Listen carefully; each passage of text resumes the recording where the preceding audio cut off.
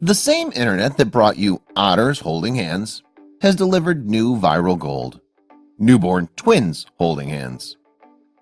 Photos of the infants born in Ohio last month and their mother went viral from their sheer adorableness. But the twins' apparent affection for one another wasn't the only thing that made them unusual. They're also mano-mano twins, a very rare occurrence where they share a placenta and amniotic sac throughout the pregnancy. I've never heard of mano-mano birth until I saw those headlines, which I assumed was a reference to some unique birth position that had something to do with monkeys. Mano's monkey in Spanish. But the term mano-mano actually refers to monoamniotic monochorionic. Before we get to what that means, it's important to know how twins typically come about to understand what makes mano-mano twins so rare. Typically, we hear about twins that are fraternal and identical. Fraternal twins come from two different eggs that were both fertilized and implanted into the mother's uterine lining at the same time.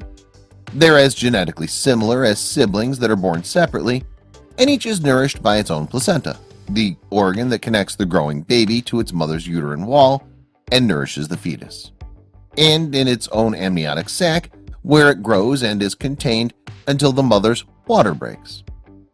Identical twins come from one egg fertilized by one sperm, forming an embryo that splits into two or more embryos as it develops. If the initial embryo splits more than a few days after fertilization, these twins would share a placenta, which means they're monochorionic. If the embryos also share an amniotic sac, which develops in the second week, they're monoamniotic. So mano-mano twins form because the embryo split 8 to 12 days after fertilization, and the fetuses will be in almost constant contact for their entire development in the womb. If the embryo split any later, the twins would be conjoined. She said her mother, grandparents, and her husband's grandparents all came to their house Saturday night to welcome the little ones. The family spent Sunday trying to relax and enjoy each other.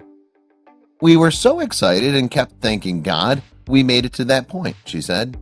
"Having them here is amazing, but having them here so healthy when they were premature is absolutely phenomenal."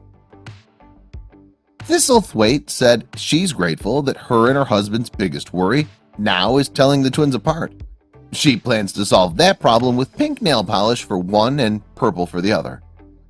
A second pair of mano-mano twins, born at Akron General the week after Jenna and Jillian, both girls, are still at the hospital and doing well, hospital spokeswoman Amy Kilgore said. "All four girls are progressing as hoped, if not better than hoped," she said. A middle school math teacher, she went into the hospital on March 14th. "It's hard, it really is," she said of extended bed rest. "It was very mentally challenging knowing I have to sit here all day." Besides television, books, and trashy gossip magazines, she viewed YouTube to learn how to crochet baby hats. The girls were born at 33 weeks and 2 days. Mancuso said there were only minor issues during the pregnancy. Although the girls were born healthy, Thistlethwaite said Saturday they had some breathing problems, so they were moved to the neonatal unit at Akron Children's Hospital. Today, Thistlethwaite will get to celebrate Mother's Day by introducing her daughters to their older brother for the first time. "It's the first time that we'll all be together in one room," Thistlethwaite said.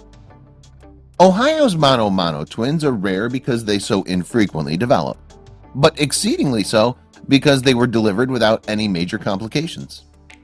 Knowing that background makes the twins' post-birth hand-holding even more touching.